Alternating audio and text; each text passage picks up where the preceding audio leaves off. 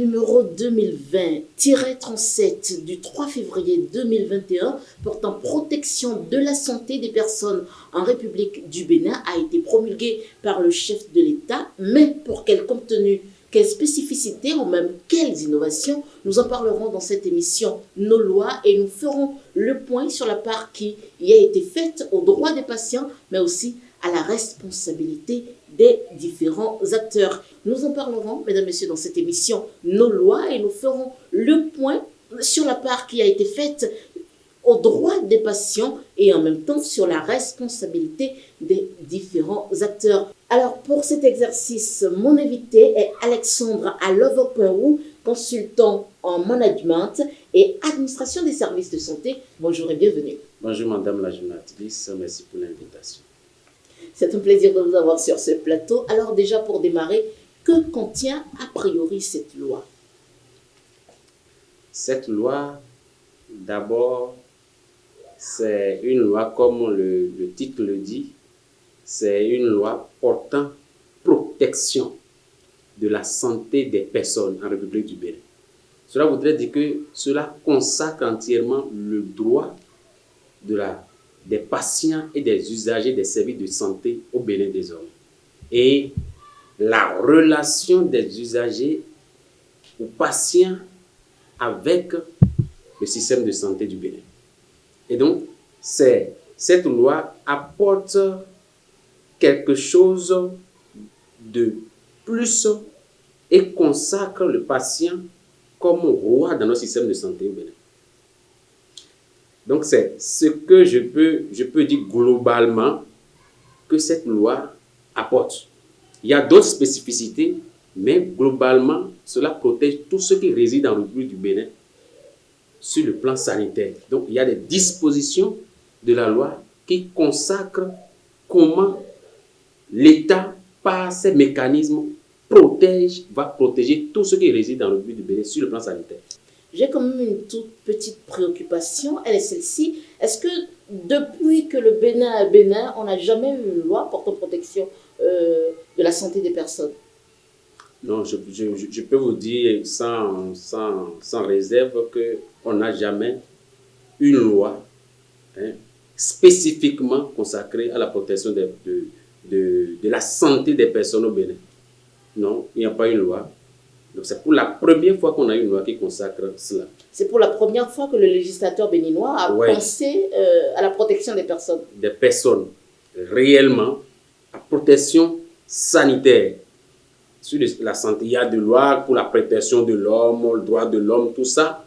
Mais une loi spécifique qui consacre véritablement le droit des patients, des usagers des services de santé au Bénin, c'est pour la première fois dans l'histoire du Bénin. Oui, c'est pour la première fois. C'est à saluer. Alors, quelles sont, au niveau de cette loi-là, les particularités et les innovations qui y sont contenues? D'abord, je vais vous dire que cette loi, comme je disais en introduction, c'est une loi, en premier lieu, qui consacre le droit des patients, des usagers des services de santé au Bénin. C'est une loi qui responsabilise les prestataires, les praticiens de nos services de santé, que ce soit les hôpitaux, les pharmacies, tous ceux qui participent à la santé de la population, leur responsabilité face aux usagers de ces services. Cela consacre aussi la responsabilité d'un citoyen qui, en situation d'épidémie ou des maladies contagieuses ou de pandémie, le comportement qu'il doit avoir pour qu'il n'y ait pas de contamination de masse. Autre innovation, c'est le fait de rendre obligatoire l'assurance maladie au Bénin. Cela voudrait dire qu'il n'y aura pas quelqu'un en République du Bénin qui ne va pas se retrouver dans un système de couverture sanitaire. Il n'y aura pas quelqu'un, que ce soit agent de l'État, que ce soit ceux qui sont dans l'informel, que ce soit les artisans, que ce soit les gens qui sont dans le privé. Il n'y aura pas un citoyen au Bénin qui ne soit pas dans un système de couverture sanitaire. C'est une obligation désormais Et cela, dans les dispositions transitoires, cela doit être en vigueur au plus tard le 1er janvier 2022. Justement, par rapport à cette obligation de l'assurance maladie, qu'est-ce qu'on peut y comprendre et quelles sont les implications pour le citoyen lambda? D'abord, avant de répondre à ça, je vais vous dire que cette loi, c'est une opportunité d'abord que la société civile doit saisir. De quelle manière? Pour pouvoir, comment on appelle, disséminer ces lois afin que la population comprenne le souci que les gouvernants, les législateurs béninois ont des populations aujourd'hui. Deuxième chose, c'est les compagnies d'assurance doivent se saisir de cette loi pour pouvoir accompagner les structures. Non seulement les services de l'État devront se saisir de cette loi pour la mise en place de mécanismes de couverture sanitaire, mais aussi le système, ce projet phare du gouvernement H, l'assurance pour le renforcement du capital humain, qui est un package de l'assurance maladie, mais aussi de la formation. Ce système, la couverture universelle, l'assurance maladie des personnes les plus vulnérables de notre système, cette loi vient consacrer cela, que l'État ait un devoir de prendre en charge les plus démunis de notre société. Et ce, gratuitement. Cette loi consacre cela. Et demande à ce que tout le reste rentre dans les mécanismes d'assurance maladie. Voilà ce que je peux dire. Quand je parle des implications pour le patient, ma question, sinon ma préoccupation est, est-ce qu'il faudra payer beaucoup de taxes? Est-ce qu'il faudra souscrire à des choses pour pouvoir bénéficier de cette assurance maladie? Comment est-ce que ça pourra se faire? Ou bien le législateur n'a pas été explicite à ce niveau-là? Je pense que les modalités, voilà, les différentes modalités d'assurance maladie obligatoire seront définies par les décrets et les arrêtés. Okay. Et donc, ces modalités ne sont pas définies dans la loi. Mais la loi consacre que l'assurance maladie est obligatoire en République du Bénin. Et donc, les différentes modalités, les mécanismes devront être définis les jours à venir ou les temps à venir par les autorités politiques ou de l'exécution de notre pays. Alors, Monsieur Alexandre, vous avez dit que cette loi consacre non pas seulement la vie, mais rend roi le patient. Vous l'avez redit à plusieurs reprises. Oui. Dites-nous, comment est-ce que le patient devient roi aujourd'hui au Bénin?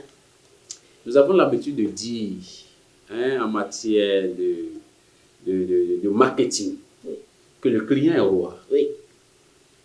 Et donc, dans un service de santé, le patient est roi. Devrait, enfin, jusqu'à l'adoption de cette loi, sinon avant au Bénin, ce serait que je le dise. Hein. Je vous comprends très bien. Oui. Je vous comprends très bien. Le système de santé du Bénin est en évolution. Et donc, depuis l'avènement de la rupture, depuis 2017, où la commission de réforme a été mise en place et on a déclenché des réformes dans le système de la santé, cette loi est le fruit des réformes. Et pour que, véritablement, les outils que le gouvernement est en train de mettre en place, les institutions qu'il est en train de mettre en place, durent dans le temps, pour le bien du patient, il était important, d'accord, de réglementer la relation patient-praticien. Et pour que désormais, le praticien qui se croit roi, alors qu'il n'existe pas, sans patient, il n'y a pas l'hôpital, la raison d'être d'un hôpital, ou bien d'un médecin, ou bien de praticien de santé, c'est le malade, c'est l'usager. Bien sûr. Et donc, ce n'est pas le praticien qui devrait être le plus fort du système, donc, et que sans lui, on ne peut rien faire, mais c'est le patient. donc, cette relation qui est biaisée, ou je dirais, qui a une forme, je dirais, bizarre dans notre système, où le patient est sous la peur, est sous le stress et est sous les injonctions du praticien pratiquement, où il n'est informé de rien, on lui donne des ordres et il doit exécuter. Où on le maltraite.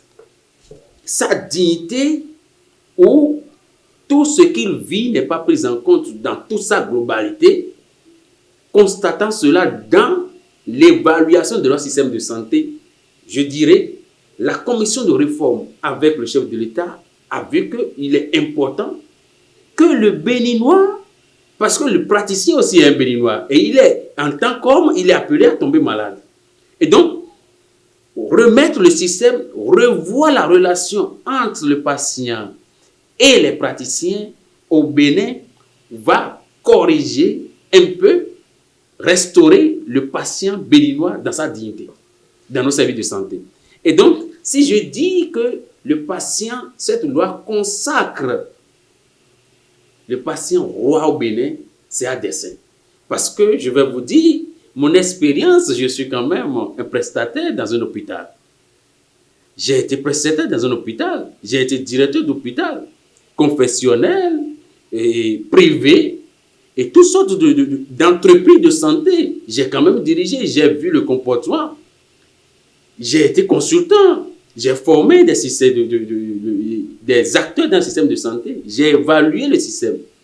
Et donc, quand vous voyez la souffrance de celui pour qui nous travaillons dans le système, on se demande si effectivement nous sommes là pour ça.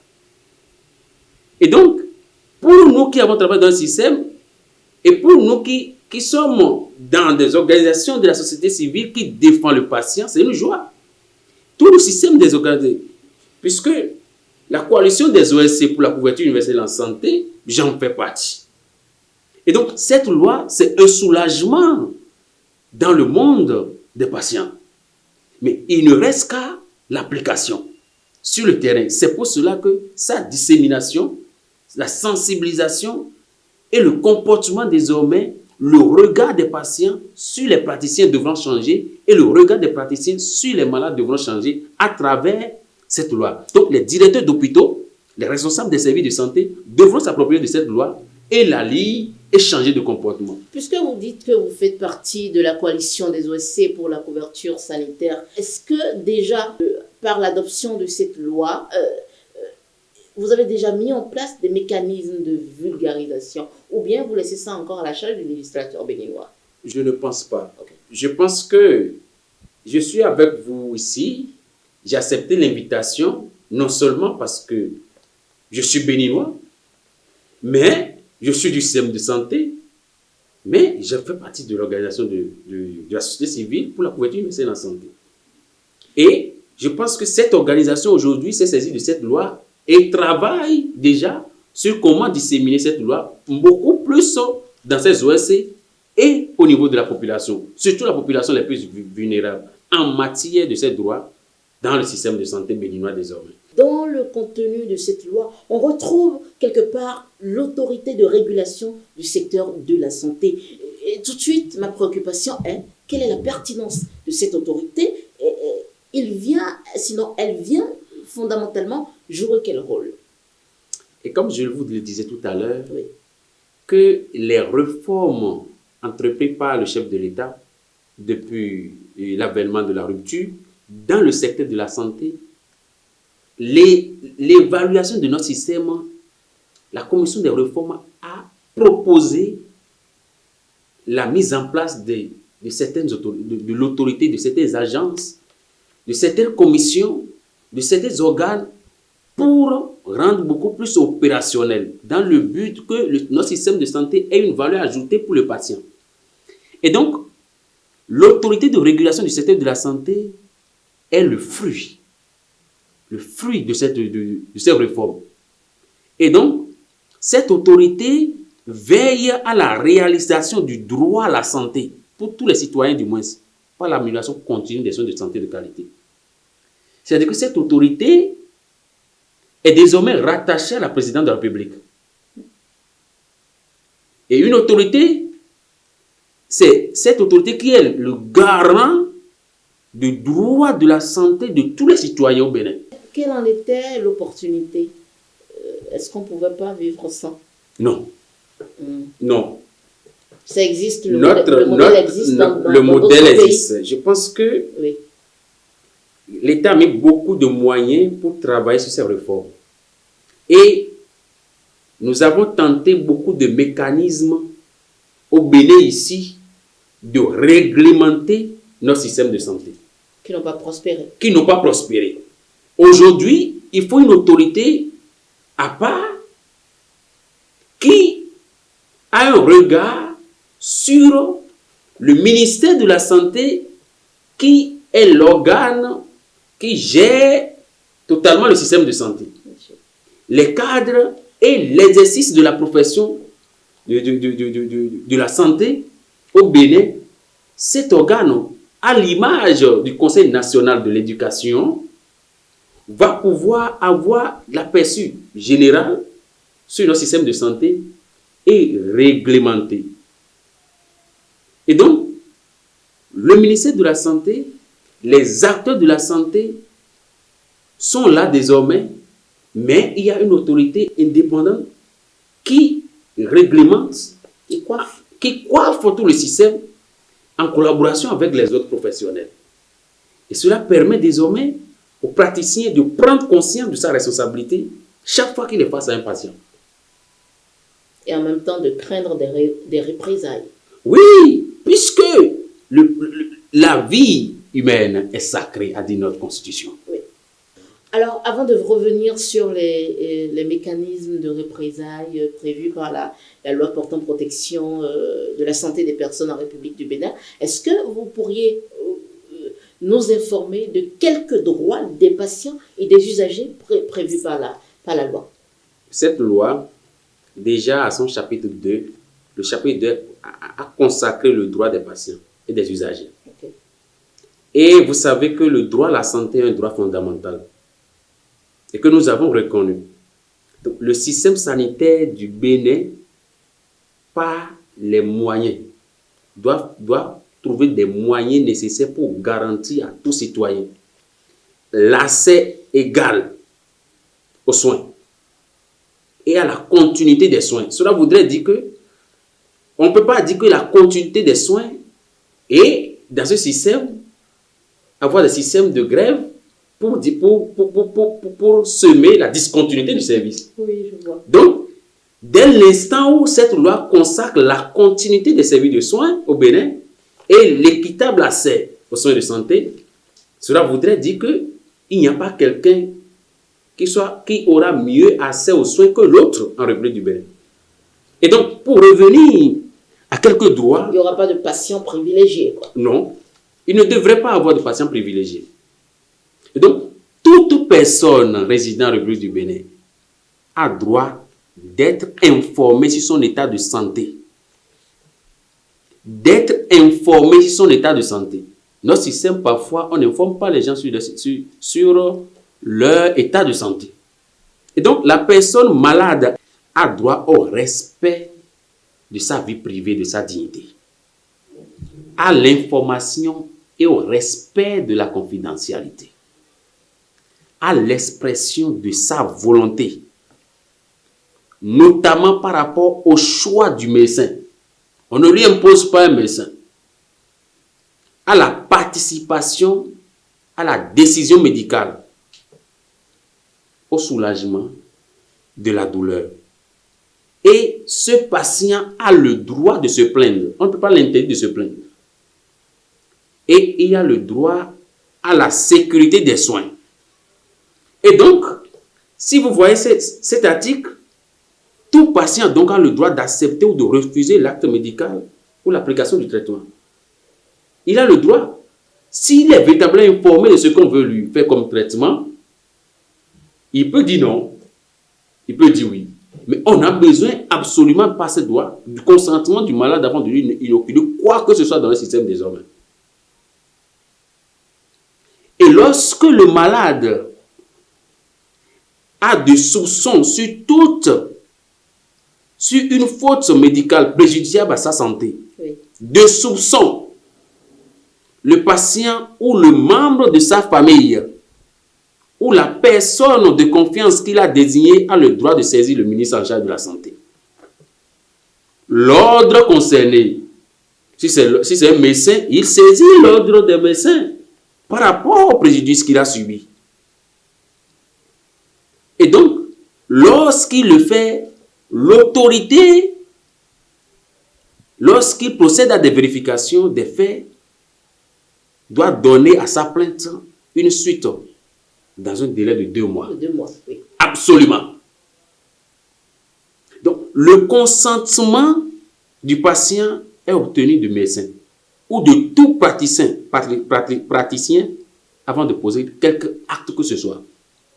Lorsqu'on audite le système, lorsqu'il y a un décès ou bien on a causé des dommages corporels après l'application des soins, cela voudrait dire que lorsqu'on est en train d'auditer le mécanisme ou bien le processus de soins, de prise en charge de ce malade, et que l'on constate que dans ce cas, il n'a pas été, le malade dit, je ne suis pas informé de ce qu'on m'a injecté, ou je n'ai jamais donné mon accord, cela devra être corrigé. Donc c'est pour cela que je disais tout à l'heure. Le patient ou le parent du patient, ou bien parce que le parent, j'ai dit que le patient, le parent ou la personne en qui il a confiance, qu'il a mandaté, peut se plaindre de ce cas. Enfin, c'est pour dire que l'autorisation que donne le patient peut venir soit de lui ou d'un parent Oui. mandaté pour. Oui.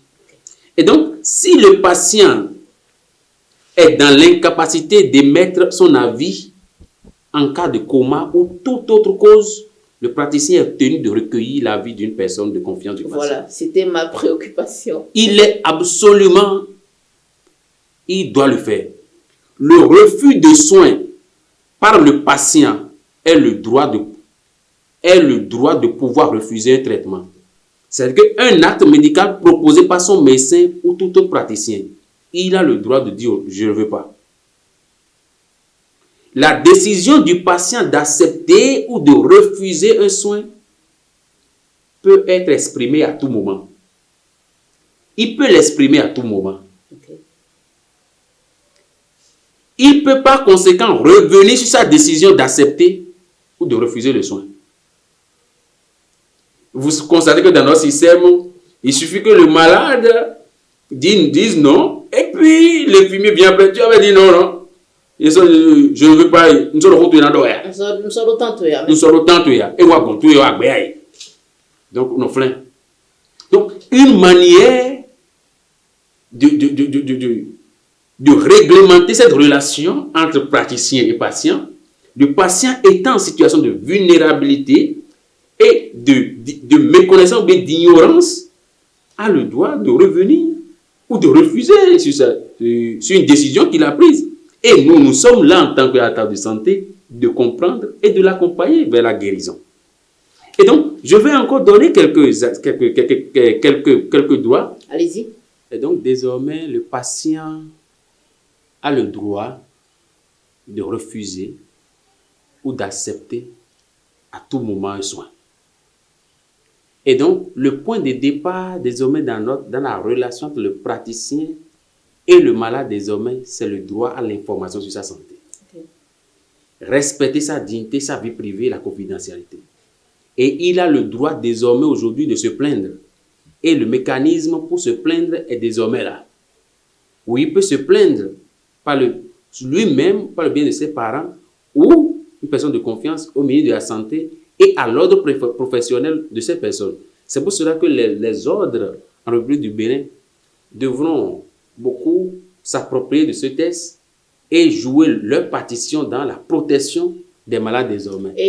C'est-à-dire en faisant tout possible pour que les praticiens respectent le code de déontologie et on détecte les faux des vrais à travers les numéros d'ordre et les noms. Les systèmes de santé où les gens, on ne connaît pas le nom de celui qui vous soigne, on ne sait pas son titre, on ne connaît pas, tout ça doit être corrigé. Par l'ordre professionnel de ces personnes, on doit pouvoir reconnaître qui est qui dans le système de santé. Et j'en profite pour informer les amis internautes et autres que déjà la loi a voulu apporter la précision que chaque corporation maintenant avec son ordre. Donc il n'y aura plus dans une corporation plusieurs ordres. Oui, il y a des dispositions de cette loi qui dit de façon claire, oui. Il ne peut pas avoir deux ordres dans une profession.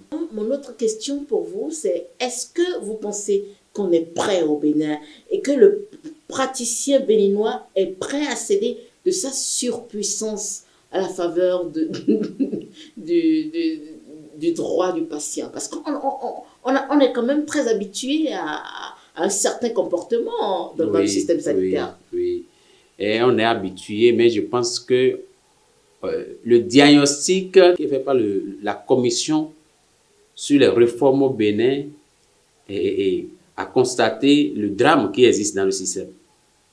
Et on ne peut pas attendre longtemps. Je pense que les sensibilisations, le travail sur le comportement, le travail qui est en train d'être fait et sur les praticiens désormais suffisamment ont été préparés à faire face à cette exigence désormais de la loi. Une chose est sûre, le praticien béninois, tel qu'il a été voté roi du système, il faut un jour qu'on commence par le responsabiliser, parce qu'il prenne conscience que c'est une partie de lui qui est devant lui et qu'il devra s'occuper de cette personne.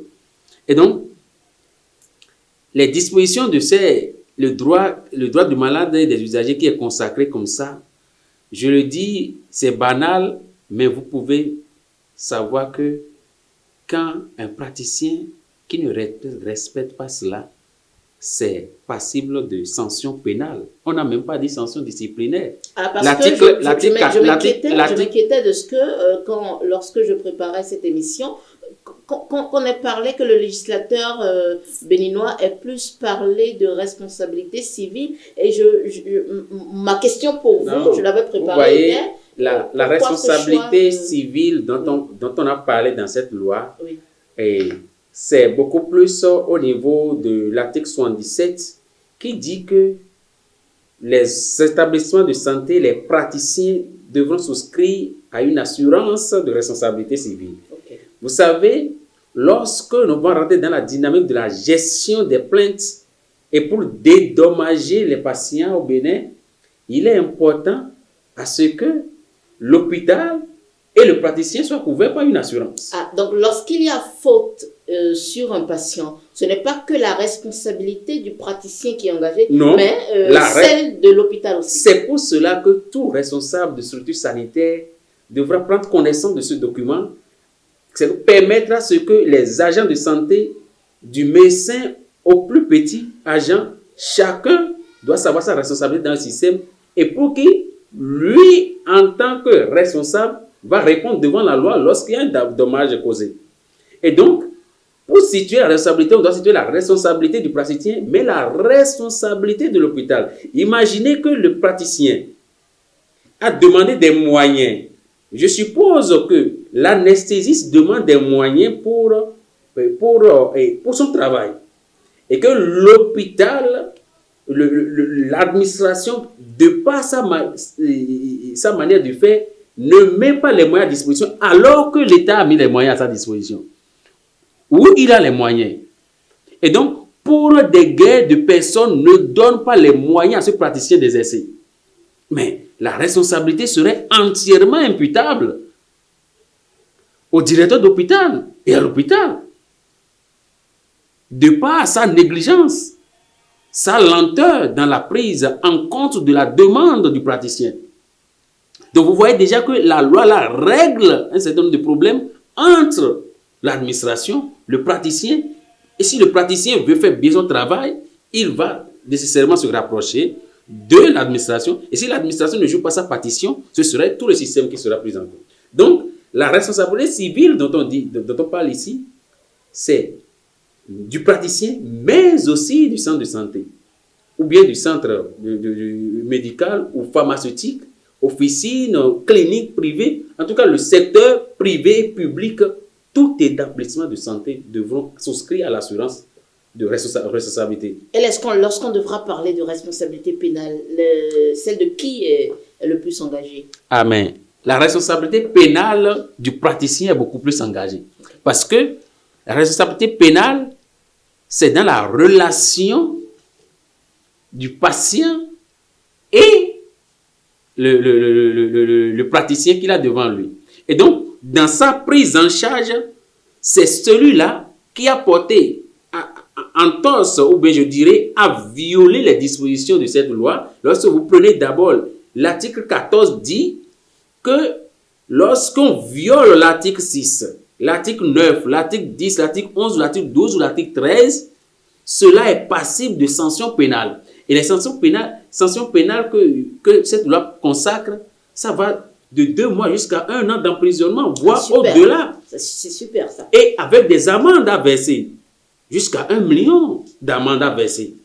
Et donc, cela voudrait dire que chaque praticien devra désormais prendre conscience de son rôle désormais. Et le malade en République du Bénin et ses compagnons et ses parents devront savoir qu'ils ont des droits consacrés au Bénin. Et qu'ils sont en droit de se plaindre, qu'ils sont en droit d'avoir des soins de qualité et accessibles pour tous et équitables.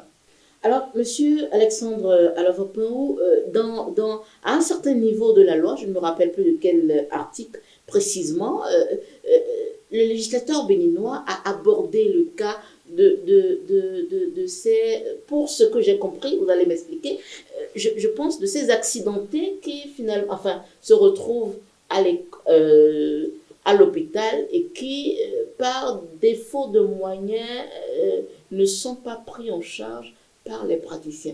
Si j'ai bien compris, je pense que le cas a été pris en charge par le législateur béninois. Est-ce que vous voudriez bien nous expliquer? Oui, d'abord, vous êtes en train de parler de l'article 16. L'article 16 de cette loi dit de façon claire que le praticien qui refuse d'administrer des soins à un patient en situation d'urgence est passible de sanctions pénales. Très bien. Et donc, lorsque nous prenons les dispositions de cet article, quand on prend l'article là, simplement, quand on prévoit cela, cela doit pouvoir nous montrer que dans le système de santé, l'argent ou bien les moyens financiers ne devront pas être de blocage ou bien à un praticien de prodiguer ses soins. Ce que lui là a fait, ce n'est pas une relation d'argent qui est entre praticien et le malade. C'est le soigner qui est son rôle.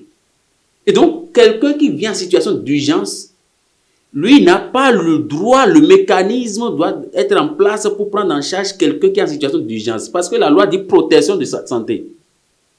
Et donc, celui-là qui est accidenté, qui est en situation de coma, et qui est dans quelque situation que ce soit, et qui est en détresse respiratoire, qu'on amène dans un hôpital, dans un service de santé, que ce soit public ou privé, devra être pris en charge automatiquement par le praticien. C'est pour cela que si on a prévu cet article sans prévoir l'assurance maladie obligatoire, vous voyez que ce n'est pas normal. Il faut des mécanismes de prise en charge, de recouvrement de cette prestation pour accompagner le système. Sinon, si on va prendre en charge, sans un mécanisme derrière de soutien du système sur le plan économique, cela va s'effondrer. Et donc, c'est pour cela qu'on prévoit en même temps un système d'assurance maladie obligatoire pour accompagner tout le système. Nous tendons vers la fin de cette émission, monsieur Alavapaou. J'aimerais quand même vous poser la question de savoir, aujourd'hui, après lecture et étude et analyse et décryptage de cette loi, est-ce qu'il n'y a pas quelques insuffisances? Qu'est-ce qu'aurait dû mettre le législateur béninois qui ne se retrouve pas au niveau de cette loi? Je vais vous dire que D'abord, cette loi, c'est une loi innovante.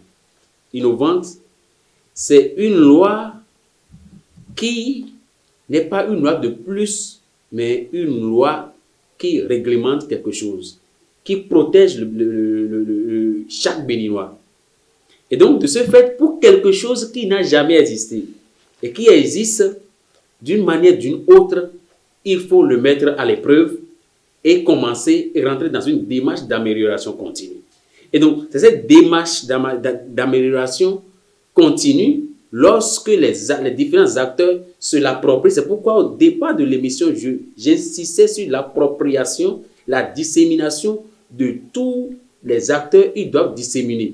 Sociétés d'assurance, et les projets, les mutuelles, les OSC, les directeurs d'hôpitaux, les promoteurs de cliniques, tous les autres professionnels devront s'approprier et travailler aux décrets, aux arrêtés d'application pour que tout le monde, le plus important, que le malade soit en bonne santé.